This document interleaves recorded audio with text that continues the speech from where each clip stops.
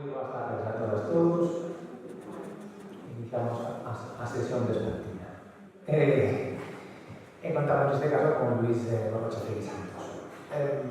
Se por mañá os que estuvestes a formar o coñecemento da actividade bélica en Galicia, da actividade da época pre-romana.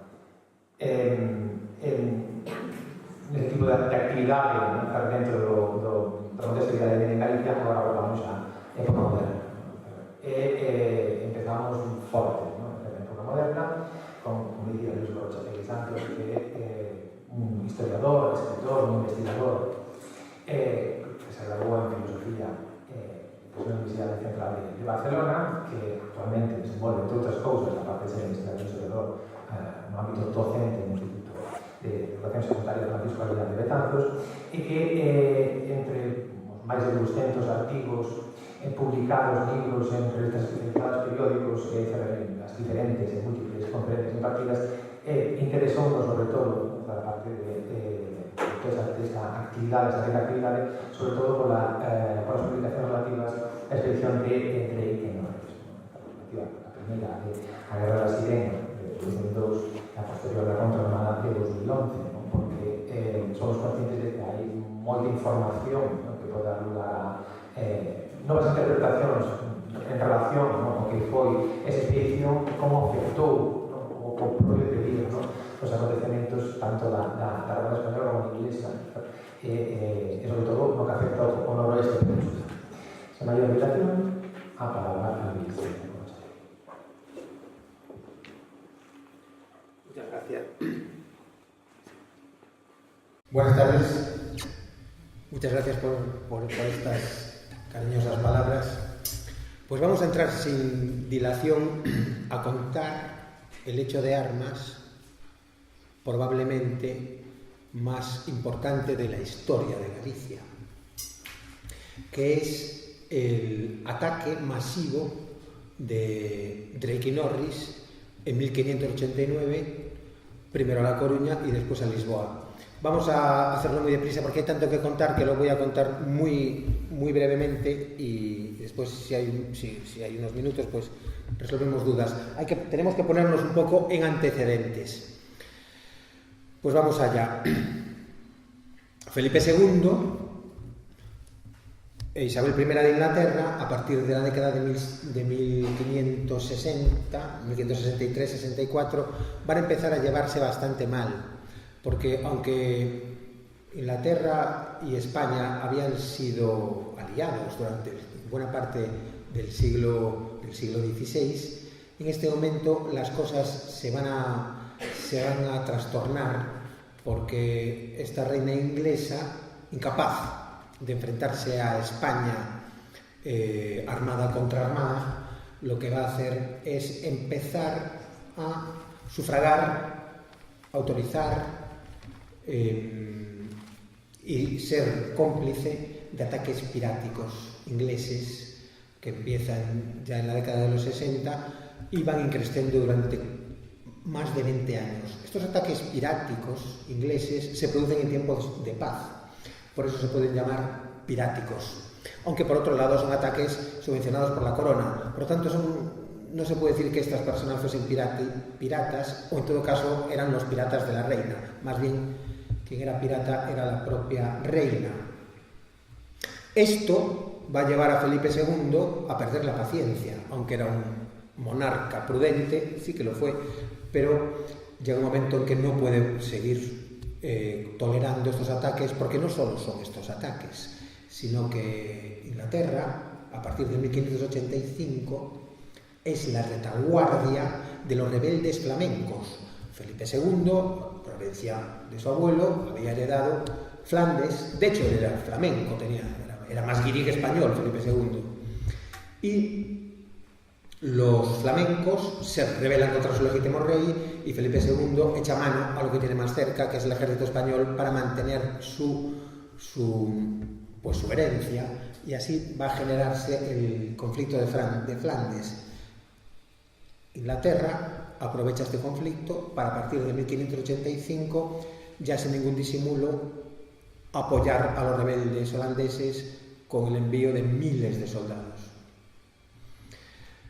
Puestas así las cosas, a Felipe II no le queda más alternativa que deponer a Isabel I de Inglaterra para conseguir dos cosas. Una, el cese de los ataques piráticos, que no solamente eran en América, sino también en Europa, y el cese de la ayuda inglesa a los rebeldes de Flandes.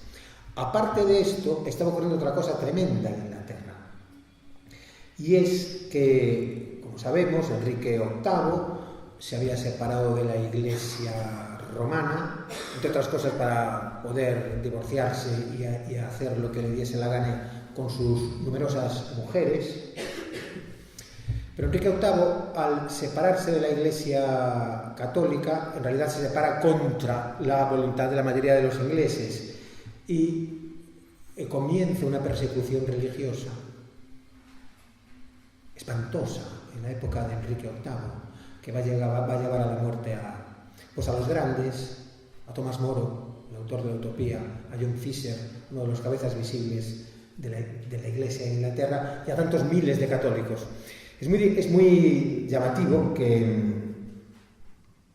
la persecución religiosa en la época de Isabel I, que produjo docenas de miles de muertos, si la comparas con todos los muertos que tuvo la Inquisición a lo largo de su historia, hay 1.300 registrados, eso sí, con autos de fe, en retransmisión vía satélite, con un montón de propaganda, porque eso es lo que pretendía la Inquisición, ser ejemplarizante.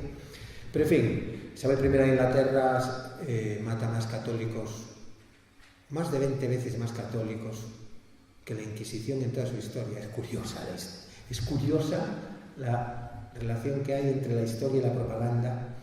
Muchas veces la historia, como aparece en los libros, no tiene nada que ver con lo acontecido. Pero bueno, vamos al grano. Felipe II tenía como tercer objetivo proteger a los católicos irlandeses y devolver la normalidad religiosa, frenar la persecución.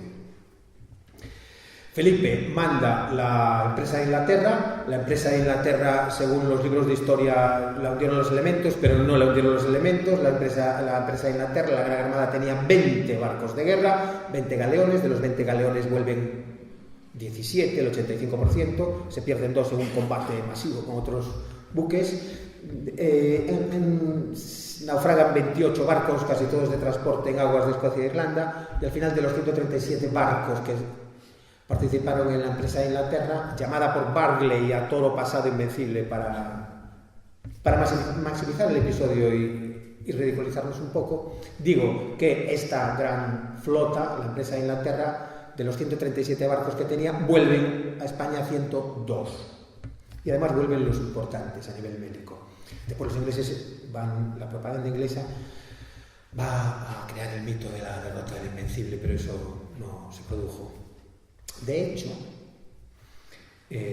una vez que se produce este intento de Felipe II de acabar con nuestros ataques piráticos y esta ayuda a los rebeldes enviando esta flota, y después del fracaso de esta flota fracasa porque no había un puerto de aguas profundas desde el cual iniciar la operación anfibia de escolta de los tercios de Flandes.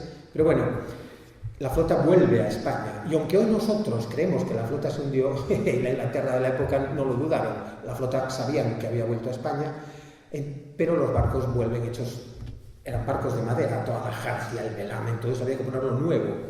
Eran barcos que vienen en mal estado después de varios meses de navegación y con las tripulaciones también muy, muy mal estado. Muchos han muerto en los naufragios de Irlanda y Escocia. Entonces, Isabel sabe que tiene una ocasión única y irrepetible. Si lanza un ataque masivo ya a España, sin darle tiempo de restaurar la flota, que ya está siendo reparada en Santander, si lanza ese ataque ya, coge a España en fuera del juego, como utilizando el símil futbolístico. Y si lo hace, ¿qué es lo que haría? Lanzar un ataque, acabar con la Gran Armada que está siendo reparada en Santander, y ya una vez que España ya no tiene barcos en el Atlántico, quedarse con las Azores, primero tomar Portugal, separar Portugal de España, entronizar al prior de Crato, un primo de Felipe II, un pretendiente bastardo a la corona portuguesa que había heredado Felipe II en 1580, y que aunque los portugueses lo habían rechazado, incluso lo habían echado de Portugal, él se había refugiado primero en Francia, donde después de muchas intrigas consiguió que los franceses fuesen a por las Azores, sufriendo un descalabro descomunal. Fue donde se hizo famoso Álvaro de Bazán, 1582-1583, y en 1589 el prior de Crato consigue embaucar a los ingleses con la intención de romper la unidad ibérica, secesionar Portugal de España, poner un gobierno títere en Portugal. Eso es lo que querían los ingleses, lo mismo que habían querido antes los franceses. Y así, en abril de 1589, zarpa de Plymouth la llamada contraarmada, porque fue la réplica inglesa de la Gran Armada. Como Isabel no tenía una armada para que se opusiese a España, es muy importante que hagamos un esfuerzo mental para irnos al siglo XVI y desprendernos de las mochilas del siglo XXI, XX, XIX y XVIII. En el XVI, España era la primera potencia mundial, Inglaterra era un país emergente. La diferencia que había entre ellas dos es muchísimo mayor que la que hay hoy, en sentido contrario. Entonces, Isabel no tenía una flota para enfrentarse a España, entonces lo que hace es encomendar a Francis Drake, que era el más reconocido de los piratas de la Reina, y a John Norris, el comandante de tierra, el general más prestigioso de la época inglesa, en Inglaterra, encarga a estos dos que fleten una flota de barcos privados. No tiene penas para pagar eso, pero Isabel lo que hace, como siempre hacía, era prometerles el reparto del botín. Lo mismo que llevaba haciendo con los piratas casi 30 años, pues lo hace ahora. Y bueno, como venían a España, un país muy rico, como iban a saquear Lisboa, una ciudad que no era más pequeña que Londres, y sí mucho más rica en el siglo XVI, pues entonces al principio no querían los ingleses alistarse a esta flota, porque ya habían visto a los españoles luchar unos meses antes en la llamada Invencible, pero al final consiguen alistarse. Drake captura 60 filibotes holandeses, empiezan a alistarse, y cuando ya hay un número bastante elevado de hombres, entonces ya se quieren alistar todos. De hecho, hubo al final problemas de exceso de hombres en el alistamiento de la contraarmada. En todo caso, el 29 de abril zarpan de Plymouth 180 barcos. La Invencible tuvo 137, aunque 10 de ellos no llegaron ni siquiera al canal, y 27.667 hombres. La Invencible no llegó a 26.000 hombres. Una flota más grande en barcos y en hombres que la famosísima Armada Invencible a proa contra España. Las órdenes que llevaba eran estrictas. La primera era destruir a la Gran Armada que estaba siendo reparada en Santander. Ya se sabía que estaba siendo reparada en Santander. Al principio se pensó que estaba siendo reparada en Lisboa, en Sevilla, pero ahora ya se sabía. Primera orden era ir a Santander y destruir a la Gran Armada en reparación. Esto era crucial. Una vez hecho esto era crucial, y este era el objetivo de la contraarmada. Para eso la fletó Isabel, para destruir por fin a la Gran Armada en reparación. O sea, a la Marina de Guerra Española en el Atlántico. El segundo objetivo de la contraarmada, una vez realizado era ir a Lisboa, tomar Lisboa aprovechando viento y marea, subiendo la marea, las corrientes en el estrecho del estuario de Lisboa son tremendas, aprovechando, si el viento sopla desde el oeste, los barcos entrarían deprisa. Esto ya lo sabían todos, los ingleses y los españoles. De hecho, Lisboa era vulnerable en un ataque frontal por mar, aprovechando viento y marea, como había dicho ya. Pues Alonso de Bazán, el hermano de Álvaro de Bazán, que había muerto un año antes, emite un informe muy interesante sobre este tema, que se recoge en el libro Contraarmada. Una vez tomada Lisboa, una vez entronizado a este pretendiente portugués, lo que quedaba era ir a las Azores, interceptar la flota de Indias y cumplir el sueño de Inglaterra. La flota de Indias con 50 barcos, uno de ellos multiplicaba por 7 el presupuesto anual de la corona inglesa. Por tanto, quedarse con la flota de Indias era como un sueño que multiplicaba por mucho el PIB de Inglaterra. Vale. Y así, con estos objetivos cruciales, por cierto, una vez que se tomasen las Azores, una vez que se intentase la flota de Indias, ya se utilizarían estas islas para interrumpir definitivamente el tránsito oceánico español entre América y España. Porque, como sabemos, los barcos en aquella época tenían que ir viento en popa toda vela. Los barcos iban por las Canarias y volvían por las Azores. Si las Azores de repente se convierten en un obstáculo, pues te cargas la flota de Indias. De hecho, las Azores eran en ese momento la mayor fuente de riqueza del planeta. Ahí paraba la flota de Indias todos los años. Vale, con estos enormes objetivos, dignos de un tamaño tan grande, la contraarmada zarpa, como decíamos, el 29 de abril, pero empiezan los problemas muy pronto, porque los inversores privados, los armadores privados no quieren ir a Santander. No quiere ir porque ¿qué se les puede Santander? Santander está en los barcos españoles en reparación y aparte los están esperando.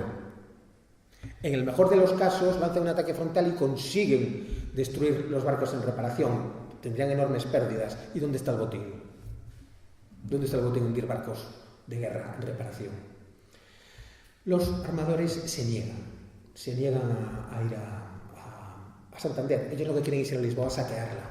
Pero Drake y Norris no pueden saltarse tan a la torera las órdenes reales porque sería demasiado. Entonces buscan un término medio.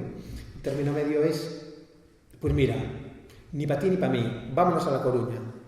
La Coruña queda de camino a Lisboa.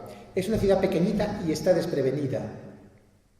Además, desde La Coruña zarpó un año antes la Invencible. Sabemos que la Gran Armada o Invencible zarpa de Lisboa, pero después por problemas logísticos tiene que recalar en La Coruña. Y es desde La Coruña, desde la ciudad, desde la que zarpa a Inglaterra.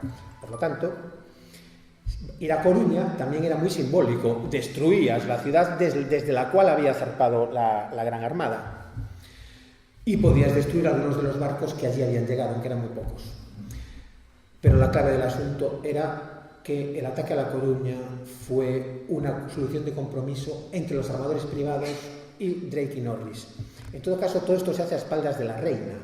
Llega a un acuerdo de presentarle a la reina la arribada a La Coruña como algo inevitable debido a la dictadura de los vientos. Y así ya proban directamente a La Coruña. Y cae contra La Coruña una flota, es avistada ya el 4 de mayo desde Estaca de Bares, después desde Ortegal, Prioriño, etc. Una flota totalmente desproporcionada para atacar semejante ciudad. La Coruña era una ciudad muy pequeña. En 1589, 4.000 habitantes. O sea, si lo comparamos con la demografía actual, sería un pueblo pequeño. Evidentemente la demografía no era la misma. De hecho, por eso Felipe II se había empecinado en poner la Real Audiencia de Galicia en La Coruña y llevaba ya puesto definitivamente solo 10 años. ¿Para qué había hecho esto Felipe II? Para potenciar demográficamente una plaza fuerte tan importante en el nuevo mapa del mundo.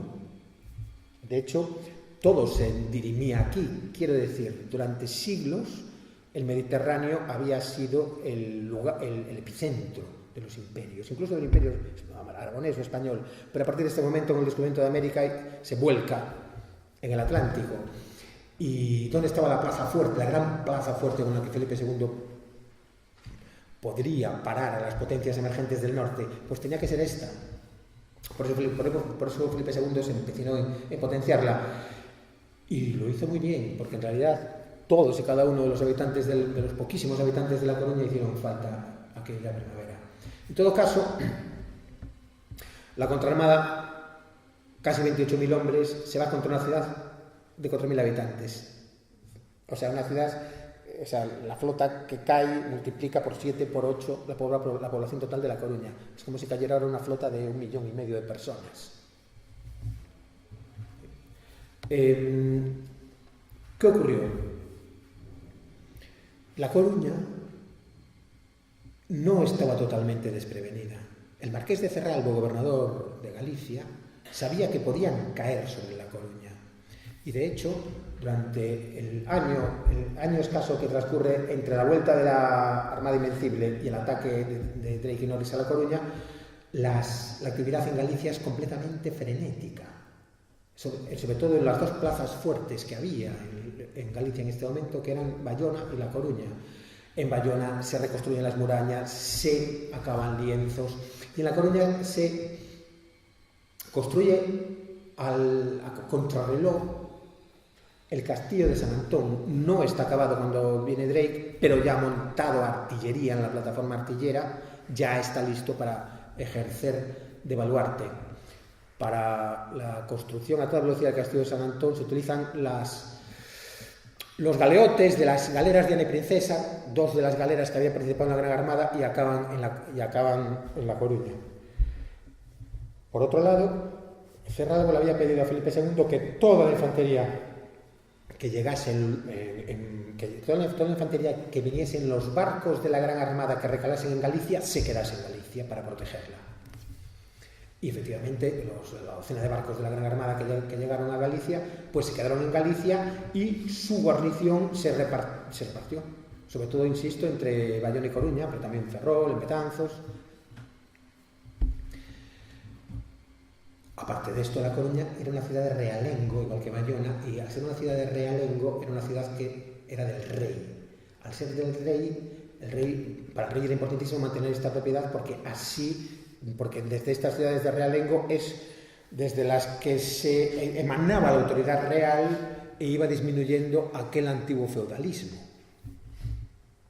Por lo tanto, La Coruña como ciudad de realengo tenía unas milicias bien entrenadas, 560 hombres bien entrenados de milicias. Si a estos hombres le sumamos los 500 hombres que vienen de la Gran Armada y otros 200 que afluyen desde poblaciones, desde Betanzos, desde Ferrol, cuando llega Drake, pues La Coruña puede ofrecer 1.200 soldados contra esta enorme flota. Es imposible evitar que la contraarmada entre en la ría de La Coruña, aunque el castillo de San Antón ya monta culebrinas, cañones de largo alcance, provenientes de la nao de San Bartolomé, que disparan ya en parábola y hacen que se separe la contraarmada del puerto de La Coruña.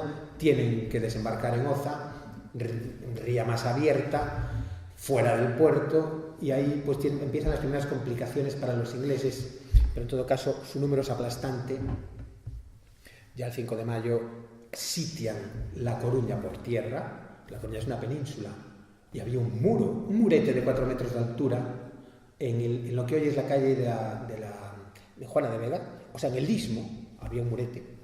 Era mucho más estrecho el istmo de lo que es ahora, porque se ha ganado muchísimo terreno al mar. De hecho, el istmo era mucho más pequeño. Todos los cantones todo lo que es Cantón Grande y Cantón Pequeño, todo eso era una playa corrida. Y en tiempos de temporal podía atravesar el mar de un sitio a otro, del Orzán a lo que es el puerto. Vale, en ese murete los soldados españoles se hacen fuertes para parar el ataque previsible por el istmo. Pero ese 5 de mayo, después de un ataque al castillo de San Antón con 4 galeones, que es cruentamente rechazado, lanza un ataque simultáneo contra el istmo y con barcazas contra lo que hoy son los cantones, que era una playa intramuros. Todo lo hacen al mismo tiempo. El ruido ensordecedor del ataque al frente de tierra hace que no pueda verse la segunda intentona de desembarcar intramuros. La primera sí que se ve y rechazada, pero la segunda intentona de desembarcar intramuros no es ya posible pararla. Y 1.500 soldados ingleses desembarcan intramuros mientras los otros soldados están defendiendo el istmo. Terrible, porque en realidad lo que hacen es atacar a los defensores por la espalda. Esta es la noche triste de La Coruña. La noche triste de La Coruña, en la cual los defensores tuvieron que girarse sobre sí mismos, ya sangre y fuego, ya muerte completamente, abrirse paso a la ciudad alta, a la ciudad vieja, que estaba protegida por sus antiguas murallas medievales, por ellas que tenían ya medio milenio de antigüedad. Pero la única solución era el último reducto, la única posibilidad de sobrevivir. Y así en esta terrible noche del 5 de mayo, muchos coruñeses se tiran al mar, otros salen corriendo hasta la Torre de Hércules, muchos serán fuertes en la Torre de Hércules y sobrevivirán comiendo pájaros, comiendo grajos. Otros consiguen que el barquero de la Torre de Hércules se los saque de ahí, pero y muchos mueren en combate, y otros, la mayoría, consiguen refugiarse en la ciudad alta. En esa noche, pues, cientos de coruñeses mueren. En los ejércitos, cuando se produce un asalto, suele ser difícil parar a los soldados. Cientos de hombres y mujeres mueren esa noche, en medio de condiciones verdaderamente penosas. Imagínenselo, soldados borrachos.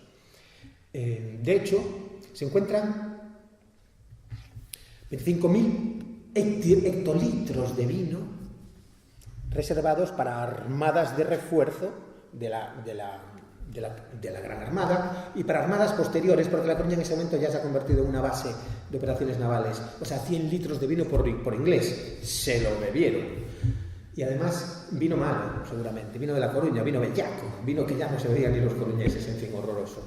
La borrachera fue uno de los elementos cruciales para entender lo que pasó ahí, porque muchos se emborracharon de tal manera que ya ni siquiera despertaron, fueron asesinados antes de despertar. Y otros tuvieron una resaca que va a acabar degenerando en problemas gastrointestinales. Pero en todo caso, la desproporción es horrible. Después del atome y saqueo de la pescadería, ya se centran todas las fuerzas en la pequeñita ciudad medieval, vieja, que tiene un perímetro de 1.100 metros, una cosa muy pequeñita. Fue realmente importante que fuese tan pequeñita, frente de tierra de 350. Pero ahí se refugian todos. Los coruñeses supervivientes, cuando digo coruñeses me refiero al genérico, no al masculino, cuidado.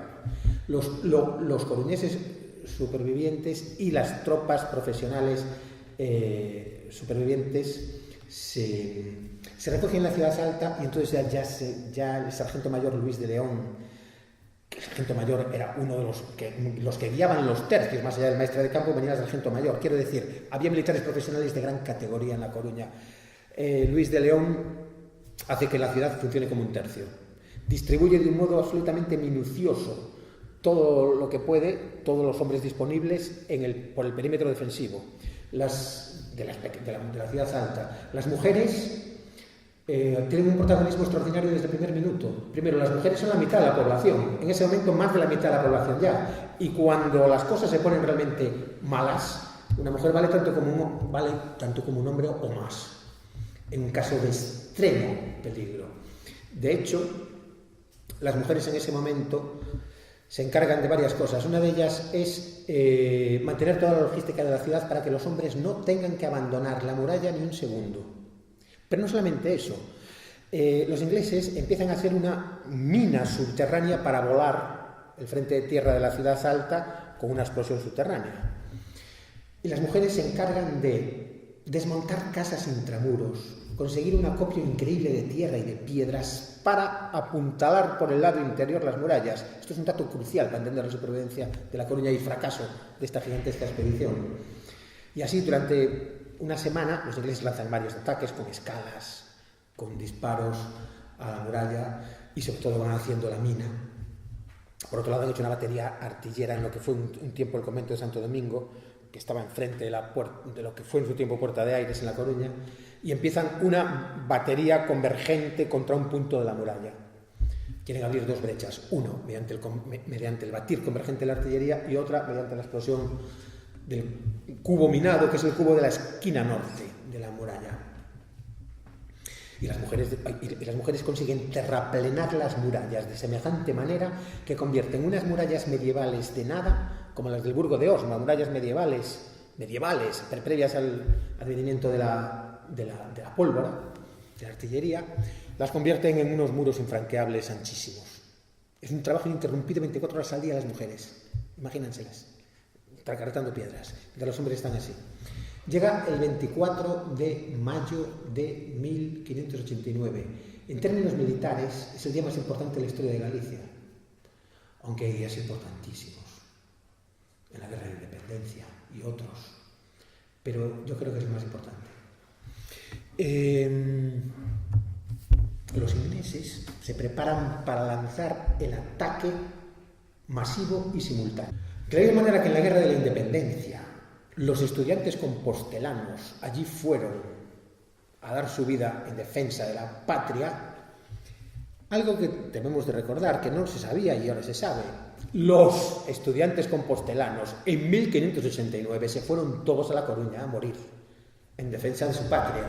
De hecho, allí fueron todos, querían ir corriendo ya.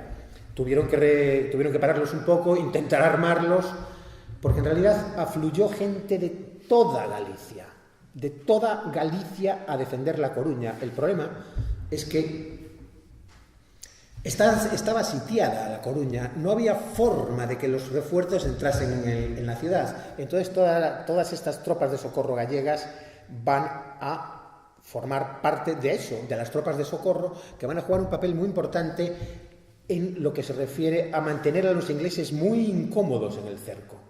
Y hasta el punto de que el 16 de mayo, como vamos a ver ahora, consiguen sacarlo del cerco y hay una batalla. Pero bueno, lo que ocurre el 14 de mayo es que sincronizan 3 ataques simultáneos. A las 6 de la tarde hacen explotar la mina. Al explotar la mina, ¿qué ocurre? Gracias al apuntalamiento hecho por las mujeres a contrarreloj, el cálculo de los artificieros ingleses sale fatal, porque ellos lo habían calculado para que saliese volando hacia el interior la muralla, pero la muralla no sale volando hacia el interior porque pesa demasiado lo que le han puesto a las mujeres encima. Y tampoco puede salir hacia arriba por el propio peso. Entonces se produce algo horroroso, y es que cuando explota la mina, la muralla de La Coruña ni sale al interior ni sale hacia arriba, sino que se la dispara Norris a la cara. En forma de mortífera metralla, Norris se dispara a la cara, esos 300 hombres de choque, que van ya justo a iniciar el asalto a La Coruña, sincronizado con la muralla, esos ya quedan absolutamente enterrados.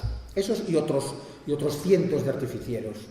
Esto es un elemento fundamental para entender la milagrosa, totalmente milagrosa pervivencia de La Coruña en semejantes circunstancias.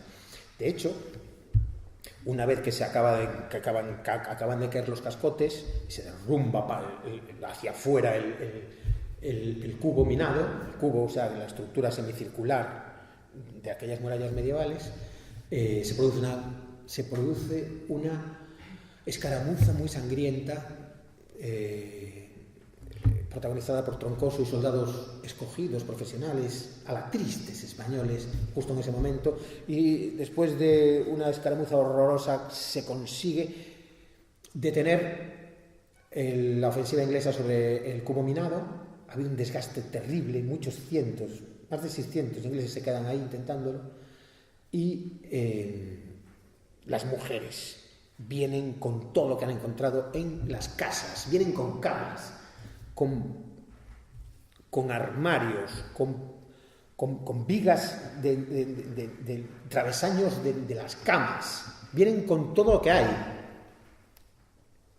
y consiguen cerrar esa brecha. En todo caso, en la brecha abierta por el batir de la artillería, la cosa se presenta de una manera muy distinta. Al cabo de 2 horas de lucha ya prácticamente no quedan hombres para defender La Coruña. Muchos están muertos, otros heridos, y los que no están ni muertos ni heridos no pueden más. En aquella época todo eso era muy laborioso, no es como ahora que la guerra se hace con botones, allí se hacía con fuerza física. Y así parece que llega al final de La Coruña. Un alférez se encarama a la brecha y ya va a entrar. Y en ese momento, una joven llamada María Fernández de la Cámara Pita, que acababa de ver cómo mataban a su marido, a su segundo marido, Gregorio Rocamonte, según los documentos coetáneos, coge una pica Bueno, lo que dicen los documentos coetáneos exactamente es y acertó a matar al alférez inglés que había subido a la brecha. En realidad no podemos saber exactamente con qué lo mató. Yo creo que fue con una pica, porque es lo más fácil, ¿no? Una pica española de aquellas de 5 metros, te vas y lo insertas como un pincho moruno. Pero a lo mejor no fue con una pica, a lo mejor fue con una espada o con lo que sea. Lo que está claro es que aquella joven totalmente enloquecida despeña, mata y despeña al alférez que se había subido a la brecha. Y en ese momento las mujeres entran en combate, más de 1000. Entran en combate a muerte. Imagínese la escena, un montón de niños, bebés, llorando por el ruido ensordecedor. Los ingleses, ya que La Coruña había dicho que no se rendía, habían amenazado con usar todo el rigor de la guerra. Eso significaba lo peor para la población. Lo peor. Entonces las mujeres no tenían absolutamente nada que perder, no solamente eso, sino que estaban luchando por la vida de sus hijos. Eso es una fuerza de la naturaleza. Una mujer realmente cabreada luchando por la vida de sus hijos. Y eso fue lo que ocurrió. De hecho, aquellas piedras que habían utilizado para apuntalar la muralla, todo lo que había sobrado, se asomaron a la muralla y se liaron a pedradas con los ingleses. Pero un adoquín tirado desde 7 metros de altura es mejor que te peguen un tiro. Es mejor que te tiren aceite hirviendo. Porque como te dé un adoquín tirado de 7 metros de altura, mueres tú y el que está abajo de ti y el otro. La fuerza cinética que alcanza eso es terrible. De hecho, en los documentos ingleses se dice que los soldados y los caballeros ingleses no pudieron resistir la lluvia de pedradas. Se podría decir que los ingleses fueron repelidos a pedradas por las mujeres, en La Coruña en buena medida. En todo caso, muchas de ellas murieron, porque era un blanco muy fácil. Había muchos tiradores ingleses barriendo las murallas para precisamente no ser ofendidos. Muchas de ellas murieron, pero consiguieron hacer recular la ofensiva. No solamente fue la lluvia de pedradas, sino que muchas de ellas entraron en combate.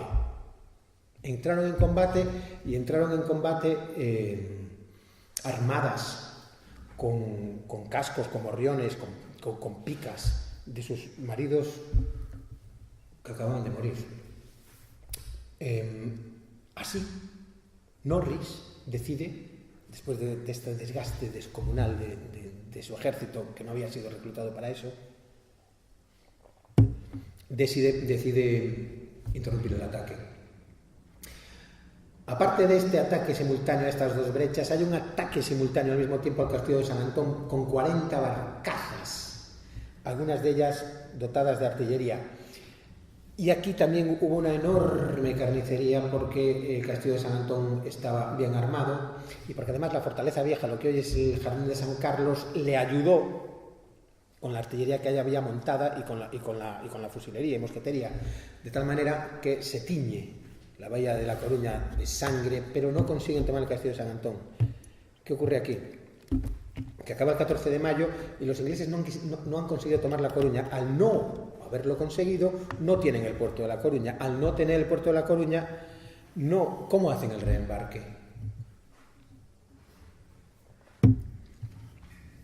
Se presenta aquí un problema para los ingleses, porque las tropas de socorro gallegas llevan ya 10 días haciendo de las suyas.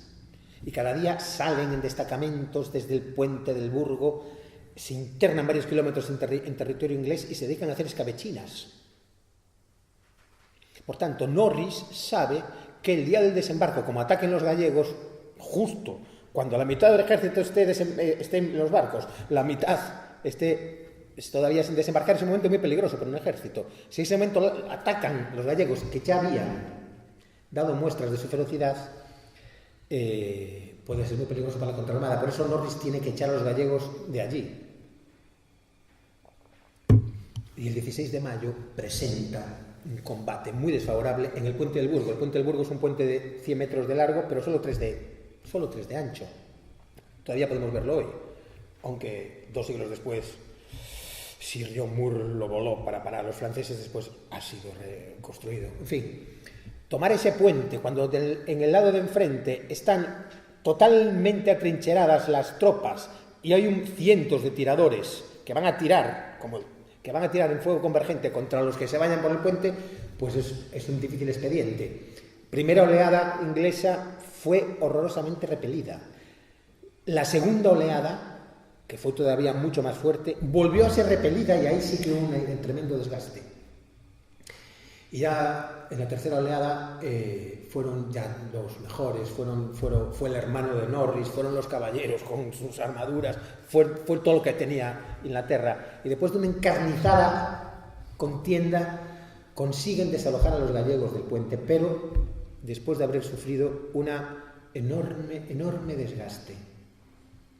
De hecho, los ingleses desesperados van a incendiar todo lo que encuentran, van a incendiar la preciosa iglesia de Cambre y otras. Pero, en todo caso, se pueden alejarse muy poquito del puente, tienen que volver, porque acaban de derrotarlos, pero saben lo que les ha costado derrotarlos y lo que quieren es largarse de allí.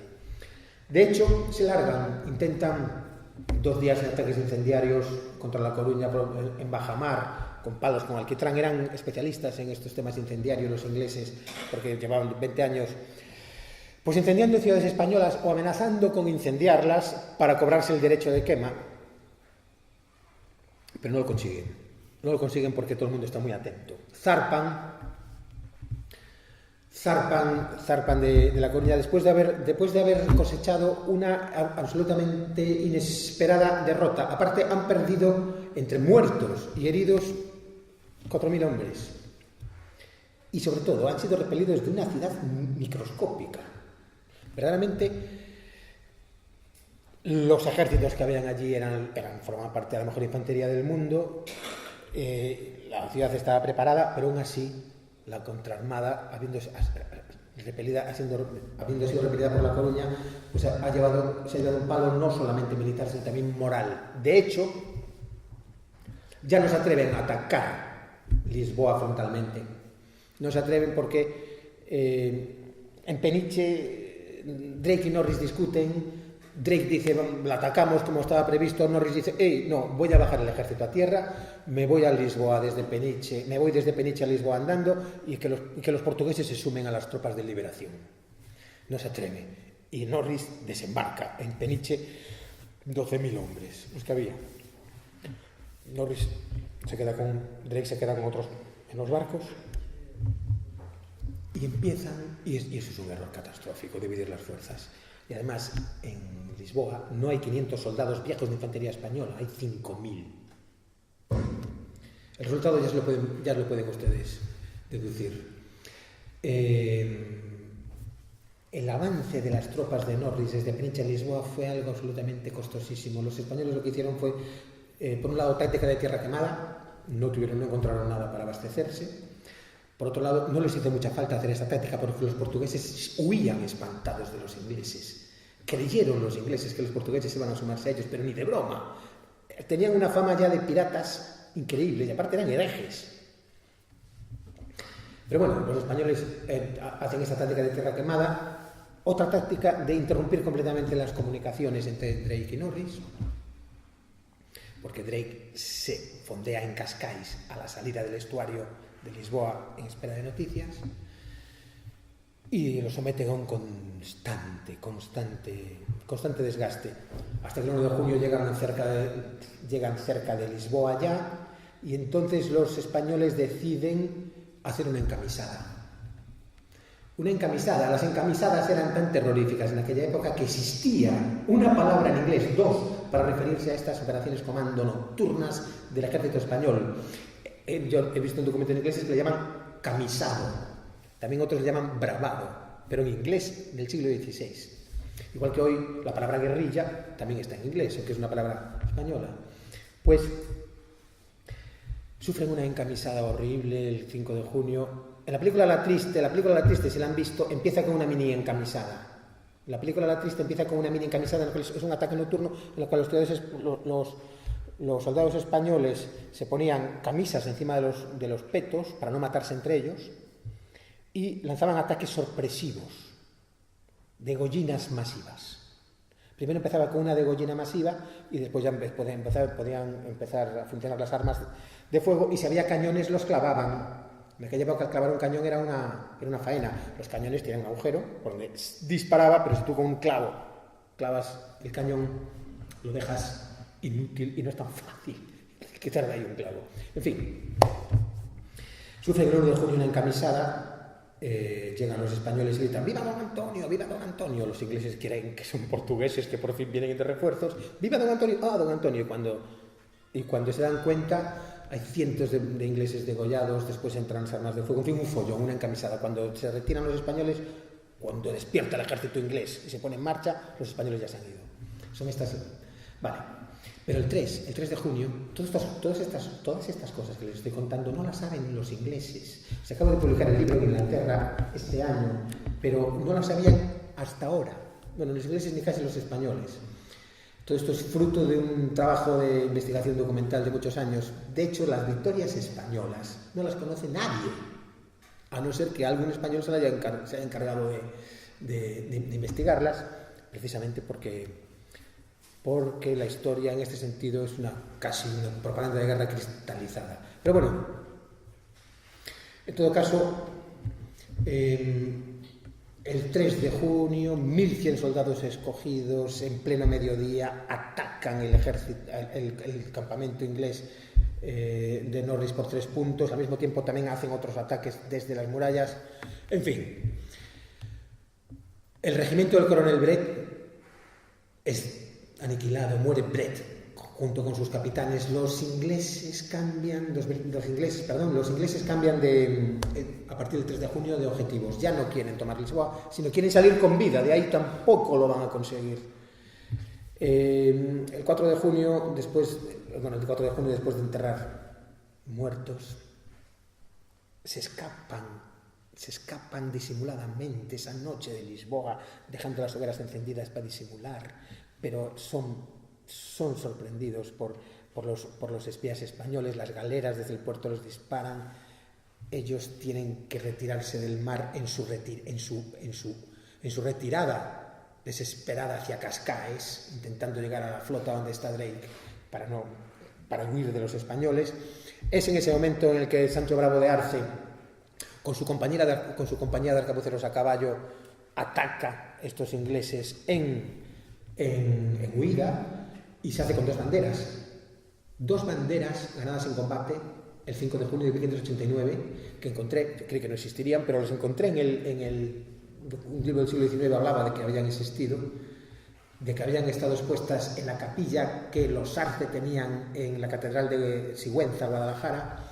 Allí me fui y en un cajón Felipe Peces, el que era archivero de la catedral, me las enseñó, unas banderas ganadas en combate. Ahora, esto ocurrió ya hace bastantes años, ahora ya han sido restauradas y verdaderamente, según especialistas ingleses como Geoffrey Parker, son las únicas banderas que se conservan del siglo XVI inglesas. De hecho, una es inglesa y otra es portuguesa. Hay una bandera inglesa que parece ser que es la única bandera que conservamos del siglo XVI. No hay en Inglaterra nada de eso. No se conservan en Inglaterra banderas hechas de materia orgánica, 400 años. Sí. Pero se conservaron en Sigüenza, una ciudad, un sitio totalmente seco, en Castilla, en un cajón. Bueno, primero estuvieron 200 años expuestas en una capilla. Vale. Los ingleses consiguen llegar a Cascais. En Cascais los españoles los sitian, llegan más tropas, llegan barcos incendiarios para echar a los ingleses de Cascais. Drake zarpa sin esperar vientos propicios, las galeras españolas salen en su persecución, se produce una calma chicha, en fin, falta de viento. Y si falta de viento tienes un barco de vela, te quedas flotando como una nuez. Y se quedaron como nueces los galeones flotando. Pero las galeras eran barcos de remos. Las galeras, aprovechando su tremenda ventaja estratégica, las banderas españolas cogieron a la contraarmada. ¿Dónde se pondrían ustedes para cargarse un galeón si son una galera? A popa. Se pones a popa, donde no hay cañones o hay pocos cañones, y las galeras llevaban un cañón de crujía tremendo en el centro, pero tremendo. Se apuntaba con el propio barco. Pero a quien le diese eso, las balas entraban por popa y salían por proa. Bueno, y así algunos barcos ingleses fueron hundidos, otros fueron quemados, otros fueron capturados, otros fueron dañados. La contraarmada al final se dispersó e inició el horrible viaje de vuelta. Horrible viaje de vuelta en el cual perdieron muchísimos hombres porque bueno, es difícil subir desde Lisboa en un barco de vela. Desde Lisboa subir a Galicia en un barco de vela es difícil. Más fácil es bajar. De hecho, la Gran Armada Española tuvo grandes problemas para subir de Lisboa a Galicia. De hecho, tardó muchísimo y casi llega a las Canarias intentándolo. Porque los barcos en aquella época se dejaban arrastrar por el viento. Los ingleses tardaron muchos días en llegar. Los españoles fuimos bastante malintencionados. Por ejemplo, los ingleses habían conseguido capturar varios barcos de transporte, varias urcas cargadas de trigo. Y entonces dijeron, bueno, hacemos pan y de esta salimos. Pero no, rompimos todos los molinos que había. Por tanto, no pudieron hacer pan, hacían gachas. Pero si tú tienes un problema gastrointestinal, un tifus gastrointestinal y tomas gachas, pues hijo, los médicos no te lo recomendarían. Imaginaros cómo se pusieron los barcos. En fin, en todo caso, estos barcos se convirtieron en mortuorios. El problema del hambre, del escorbuto, de la mala alimentación y la peste subsiguiente llegó a un extremo tan tremendo que dejó pequeña la tragedia española del año anterior, con sus naufragios. Porque en realidad, bueno, subiendo a la desesperada, hicieron una parada de emergencia en la ría de Vigo. Los vigueses, Vigo todavía era más pequeña. Vigo tenía 2.000 habitantes. En aquella época las ciudades grandes de Galicia eran Santiago, eran Pontevedra. Vigo era 2.000 habitantes, pero los vigueses intentaron defenderse, pero al final cuando vino la flota dejaron que entrasen, pero después contraatacaron. Gondomar también contraatacó y varios cientos de ingleses fueron muertos, muchos ahorcados en el Alto del Castro. Drake tuvo que largarse con este nuevo varapalo de esta nueva despedida viguesa y llegaron a Inglaterra. De los 27.667 hombres se presentaron a la paga 3.722. De los 180 barcos sobrevivieron 102. Los barcos llegaron vacíos de hombres, vacíos. De hecho, en el viaje de vuelta hubo un tira y afloja entre los barcos para prestarse los mínimos marineros para la gobernabilidad del barco. Y muchos barcos no consiguieron llegar. Porque claro, si te quedas sin marineros, el barco se convierte en un barco fantasma a la deriva. Como en aquella narración de Poe, las aventuras de Pym, de Arthur Gordon Pym. Pues igual.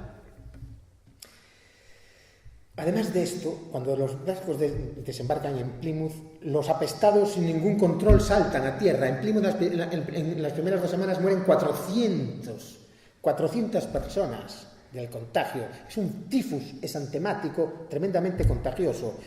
La reina prohíbe que se acerquen a Londres. 7 van a pedir que les paguen, los ahorcan.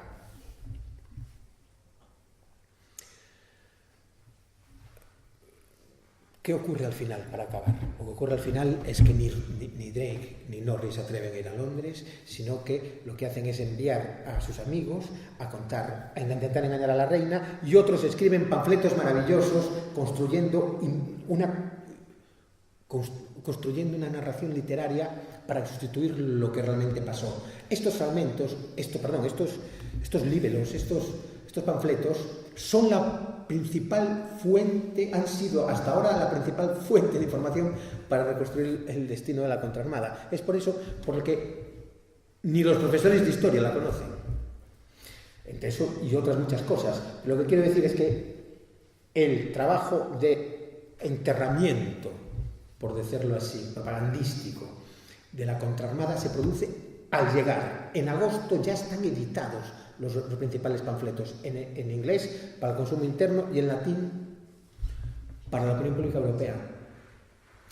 Vale, así la contraarmada desaparece de la historia, pero hasta hoy, pero hoy y desde aquí estamos poniendo en valor la contraarmada, y verdaderamente es un hecho de armas de enorme importancia, porque la contraarmada permite explicar la existencia actual de Hispanoamérica, de Iberoamérica.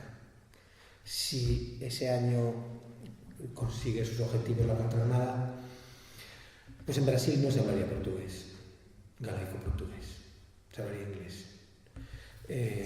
Y hubiese cambiado completamente la historia, no solo de América y del mundo. Por lo tanto, este valor de aquellas gallegas, de aquellos gallegos que lucharon en defensa de lo suyo, de sus hijos, de sus padres, de su ciudad, cambió el orden mundial. Y es bueno que nosotros lo conozcamos. Muchas gracias.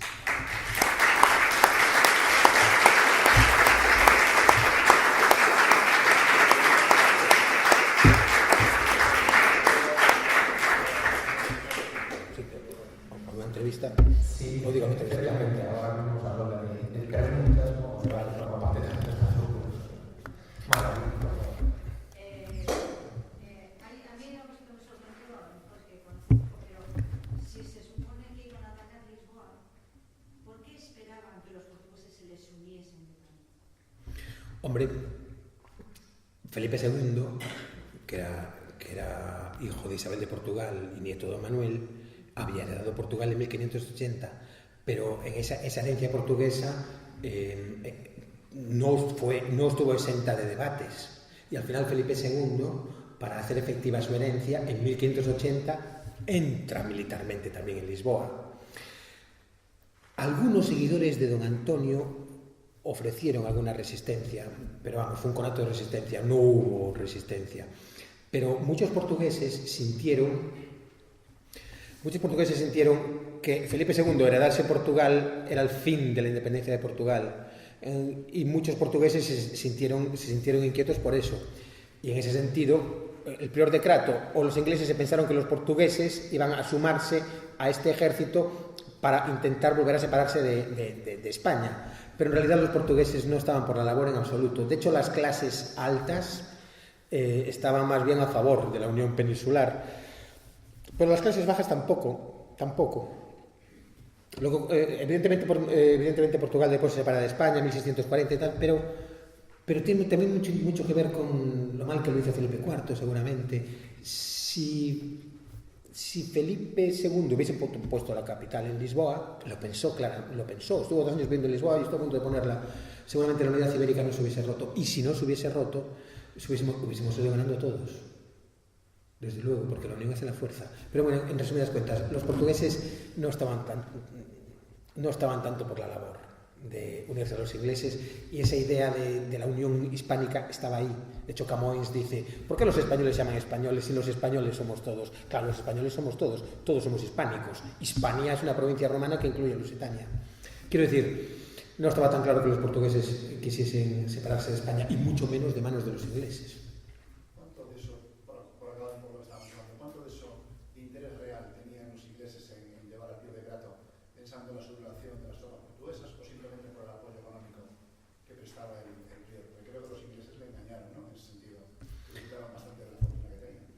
Sí, pero de Crato dilapidó las joyas de la corona portuguesa, primero con los franceses y después con los ingleses. A los ingleses lo que les interesaba era convertir a Portugal en un país satélite de Inglaterra. Para eso ese es el punto fundamental, porque llevaban el peor de Crato, pero también les interesaba levantar un ejército portugués para así acabar con el dominio español. El apoyo monetario, digamos que es algo secundario en este caso.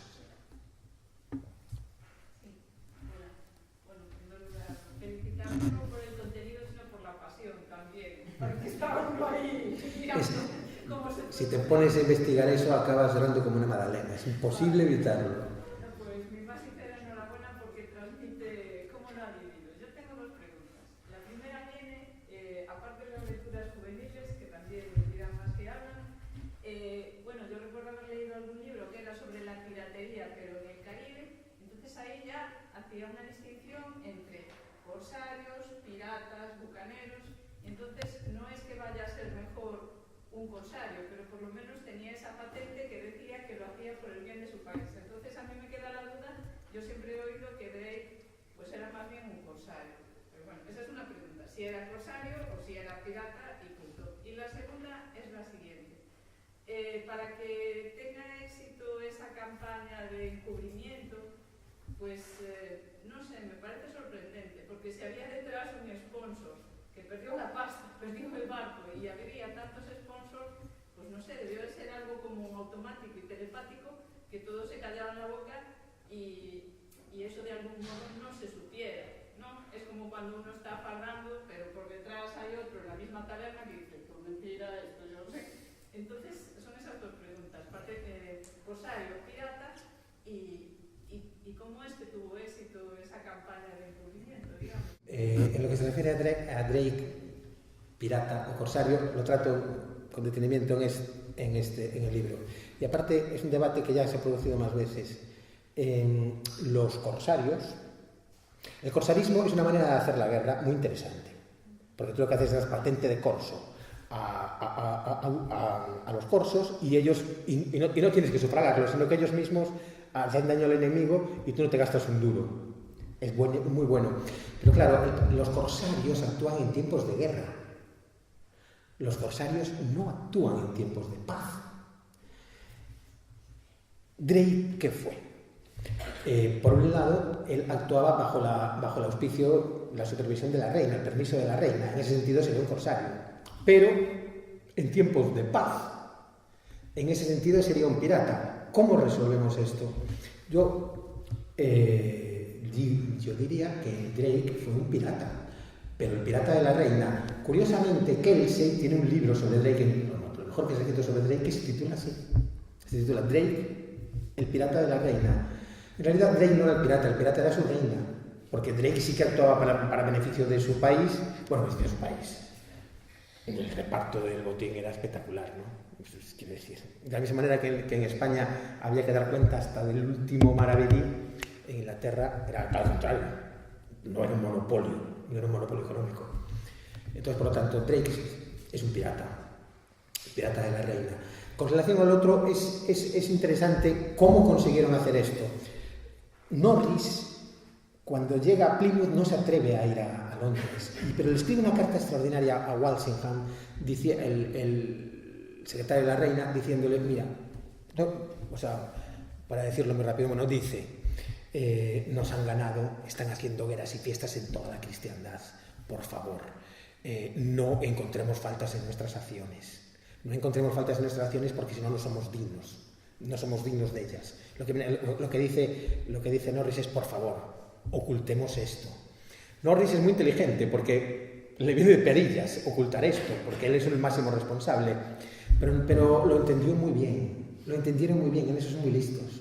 De hecho, la reina felicitó en público a Drake y a Norris. Después, en privado, no se los carga de milagro. De hecho, a Norris, a los dos los castigó. Drake estuvo hasta el 96 sin salir de Plymouth y cuando salió fue para morir a manos de los españoles, y Norris estuvo 2 años sin salir. Tuvo que salir porque estaba perdiendo la guerra en Inglaterra.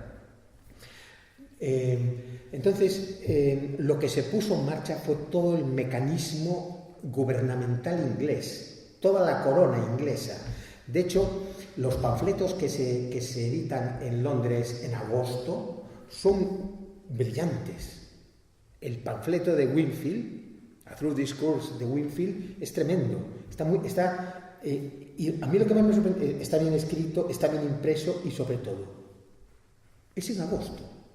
En agosto. O sea, en agosto ya han hecho la jugada de ocultar esto. Para España, para Inglaterra, la derrota de la Gran Armada es uno de los momentos épicos de su historia, porque Inglaterra, ¿por qué? Porque Inglaterra era pequeña y España era grande, entonces eso es muy noticiable. Que España haya repelido esto no es tan noticiable, en absoluto es tan noticiable. Aparte, España tampoco se pone muy eufórica después de esta victoria, porque España estaba muy triste por la catástrofe de la Gran Armada, que después la Coruña quedó convertida en un cenicero. La parte alta sobrevivió, la ciudad baja quedó convertida en un cenicero. Eso es lo que un porcentaje muy alto de coruñeses murieron. Lisboa sencillamente fue un conato de asedio abortado. Quiero decir, no se construyó un mito. No se construyó un mito como se construyó el mito de la Invencible. Y por otro lado, esta ocultación inglesa no encontró una motivación española para no ocultarlo tan fuerte. No es como ahora. Imagínate que ahora hay una guerra entre España e Inglaterra y ¡buah!, hundimos a la Royal Navy. Entonces eso sí que sería noticiable. Pero de la otra manera no sería noticiable. Y en ese sentido que esto no fue tan noticiable. Pero es extraordinario cómo cierran filas y consiguen esto en tan poco tiempo, y aparte haciéndolo muy bien, llamando embajadores, etc. Lo consiguieron. Sí. Bueno, me sumo a la felicitación por tu entusiasmo. Gracias. Es como si hubiera estado en el cine. Hay que hacer una película. Una película. A ver, yo confieso mi ignorancia, que no soy del ramo, pero me surge una duda. Bueno, dos o tres. ¿Por qué los ingleses no montan el desembarco de Normandía? Es decir, en lugar de enfrentarse al castillo de San Antón, entrar en la bahía, terminar en Orza, alejados del puerto, con difícil acceso a la ciudad amurallada, ¿por qué no desembarcan en Riazor o en, está así más recogidito, ¿no?, en el Matadero, y desembarcan en Lanchones, y ya pondrán las naves pues, ancladas fuera de la batiente, y tienen un acceso relativamente fácil a la ciudad vieja, bueno, pues desde allí en línea recta hacia de España, ¿no? Esa es una. ¿Por qué puñetas se tienen que meter en la reina? Segundo, una vez que San Antón ataca y se tienen que largar a Orza, ya lo tienen crudo, ¿vale? Tienen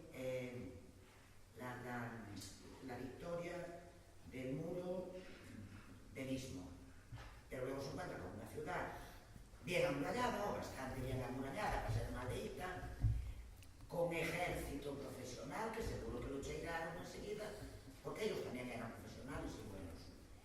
Profesionales. Y que resiste. Una ciudad que está resistiendo. Bueno, ¿qué ocurre? Que le tenían tanto miedo a la reina, que le habían montado la película de que iban allí de paso para ir a no sé qué de Lisboa y los vientos, porque no cogen lo importante y se marchan a Lisboa, que con todo era uno de sus tal, y era una ciudad rica. La Coruña no era rica, tenía 4 patacones, ¿vale? Era buena para entrar a la flota, pero si no pueden, pues, ¿por qué no se van a Lisboa? Porque le tienen miedo a la reina. La orden de la reina pesa tanto que están dispuestos a sacrificar un ejército como Moore con los franceses. Debe ser, porque si no yo no lo entiendo. Estos son los dos. Vamos a ver. La primera, ¿me recuerdas la primera? ¿Por qué no desembarcaron por el No se puede desembarcar por esa zona. Esa zona es peligrosísima. Lo que incluso no te puedes ni bañar casi.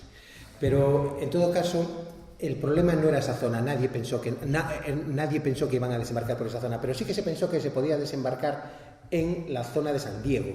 Y en San Diego, donde está el Club del Mar, ahí sí que se puso un destacamento. Ahí estaba la fuente de la Sierpe, y en la fuente de la Sierpe sí que se puso un destacamento. Por el lado de Riazor es imposible desembarcar, porque las barcazas se hubiesen ido a pique. De hecho, en el desembarco que tuvieron en Peniche, en la playa de la Consolación, presionados por los españoles, desembarcaron en la playa de la Consolación y murieron y perdieron cientos de hombres. Es muy difícil desembarcar en mar abierto. Y si tú vas totalmente armado y te caes al agua, te vas al fondo. Y la otra cuestión es, ¿por qué no fueron directamente a Lisboa? No fueron directamente a Lisboa porque eso sería incumplir de un modo totalmente flagrante las órdenes de la reina. De hecho, ellos le presentaron la arribada a La Coruña como algo inevitable porque los vientos le habían impedido ir a Santander. Pero la reina descubrió que eso era una mentira, porque la reina también llevaba gente en los barcos. La reina descubre que eso es una mentira y entonces se pone furibunda. Se pone furibunda porque en realidad los vientos, cuando zarpan de La Coruña, los vientos los empujaban a Santander. De hecho, Drake, cuando zarpa de La Coruña, después del varapalo, tarda varios días en doblar el cabo de Finisterre. A Santander hubiese llegado en en menos de 2 días. Por otro lado, La Coruña era pequeña, sí, pero La Coruña era una plaza fuerte de realengo. La Coruña estaba ya asentada a la Real Audiencia de Galicia y La Coruña en ese momento era lo que podía ofrecer Felipe II en lo que se refiere a plazas fuertes. Después vendrá Ferrol, pero en ese momento, aunque hay un primer castillo de Ferrol, hay un primer castillo sencillo de Ferrol que ya arranca en este momento, el poder militar gallego estaba en La Coruña, poder militar gallego, político y judicial. Por lo tanto, en resumidas cuentas, por ese lado no se puede desembarcar y por otro lado nos atrevieron a incumplir de esa manera las órdenes de la reina, sino que lo hicieron así. Solamente breves, por favor. Breves, por favor. Sumándome al agradecimiento por su inclusión. Siempre que sacamos a colación a Francis Drake, y le habían preguntado por el Corsario, etcétera, siempre lo sacamos en 1589 y el tema que estás tratando, ¿no? Sí. Pero Sí. hay un episodio importante de Francis Drake que ataca a Cádiz en el 87. En el 97, sí, en el 87, sí. Significa previo a la propia Armada de Metz. Sí, Y sí. lo que, sacando a colación lo que preguntaba la compañera sobre el Corsario, etcétera, ¿qué punto de unilateralidad tendría ese ataque o si había una relación con la reina Isabel I? Hombre, a partir del 85 Drake ya no es un pirata, ni siquiera es un corsario. A partir del 85 Drake es un almirante. De hecho, la reina primero lo nombra así y después lo nombra almirante. De hecho, el Drake que ataca La Coruña viene como almirante, no viene el mismo corsario ni como pirata. Todo esto es anterior al comienzo de la guerra. Los ingleses suelen datar el comienzo de la guerra en 1585 porque en ese momento ya firman un tratado de alianza con los rebeldes. En todo caso, nunca declararon la guerra. Pero bueno, Drake es un pirata. Drake es un pirata hasta que se inicia la guerra. Cuando se inicia la guerra, se convierte en almirante. Drake como pirata fue muy bueno, como almirante fue catastrófico, menos mal. Porque Drake como pirata, digo como almirante, sufre un tremendo varapalo en La Coruña, en Lisboa, y después otro en el Caribe, donde muere. Drake fue bueno como pirata para atacar poblaciones costeras indefensas por sorpresa y fue malo como almirante conductor de muchos barcos. De hecho, lo que hizo Drake en Cascaes fue, en vez de atacar Lisboa, por eso Norris y Drake llegan casi a las manos, que por primera vez se habla de eso en este libro. Norris y Drake cuando vuelven a Inglaterra casi a las manos, porque Norris le dice a Drake: ¿cómo no atacaste Lisboa? ¿Sabes lo que se dedicó Drake? A capturar barcos con trigo, barcos que estaban llegando a Lisboa. O sea, no pudo superar su ser pirático. Última. Bueno, moitas gracias, moi bonita conferencia. Gracias. Podo contestar con cousas difusas da miña concepción da cuestión. Tres cuestións. Primeiro, a cuestión de Felipe II nos Países Baixos. Posiblemente está un pouco na raíz da alianza dos Países Baixos con Inglaterra, desta armada, a concepción de Felipe II do mando é un mando xerárquico, despótico e choca moito e ten unha masiva, hasta onde eu che digo que son conocimientos difusos, masiva resposta da sociedade dos Países Baixos, que é unha sociedade moito máis emerxentista. O sea, non necesitamos tanto un goberno, nosotros sabemos que cambio Felipe II foi moi aplastador de varios aspectos da vida social, o comercial, o do pensamento, o da, como decir, as redes de capital humano. Non me gusta nada como digo, pero tampouco podo gustar o que me gustaría decir. Entón, aí, como que ti puxeche nesa emerxencia outra cousa, é dicir, ao principio, non tampouco son capaz de reconstruir en edades de pouco tempo para concluir. A segunda cousa é o papel de Portugal na túa conferencia. Portugal é o primeiro imperio, é primeira cosa, e non, como se non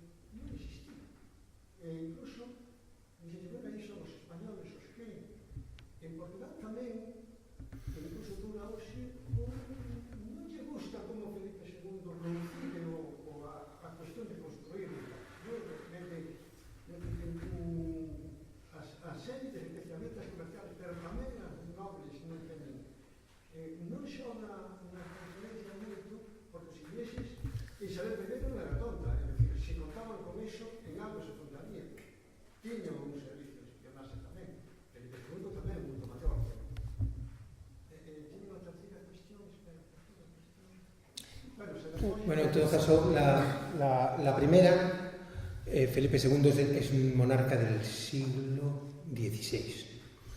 Sí, decir que es un monarca despótico es como decir que Julio César también era despótico, o Calígula, o yo qué sé, o Ataulfo. Quiero decir, eso... No, pero... Sí, no. Déjame hablar, por favor. Entonces, en ese sentido estamos hablando de un monarca que es el director de un imperio mundial. No tiene nada que ver. Las fuerzas y la iniciativa española que en ese momento, gracias a Felipe II y otros, se expande por el planeta, es un caso único. Por ejemplo, los holandeses lo único que hicieron fue, por cierto, con una crueldad nunca vista, los holandeses lo que hicieron fue ir parasitando las rutas comerciales descubiertas por portugueses y españoles. Estas ideas de que unos proponían una cosa y otras proponían otras, hay que ponerlas en cuarentena. Hay que ponerlas en cuarentena porque estamos en este momento empezando a tomar conciencia de que todo este corpus de ideas negativas contra España nace mucho después y tiene un componente fundamental. El componente fundamental de desactivar lo que no se podía desactivar de ninguna otra manera. El ataque contra España es parecido al ataque hoy contra los grandes imperios, ataques contra los ataques actuales contra los grandes imperios que hace la gente que no puede atacarlos de otra manera. Entonces, en ese sentido, no. Por ejemplo, estas ideas que se venden de la iniciativa holandesa en contraste con la española, no. La prueba es que la prueba está en la historia. La prueba está en la historia. La iniciativa española fue absolutamente ensordecedora, pero no solamente en el siglo XVI, XVI, XVII, XVIII y XIX y hasta que acabó.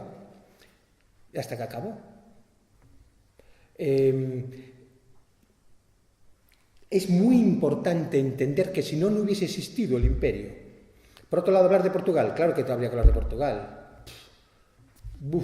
Y de otras muchas cosas, pero claro, no hay tiempo. Efectivamente. Se quedaron ahí, será otro spin-off, ¿no? Y que pueda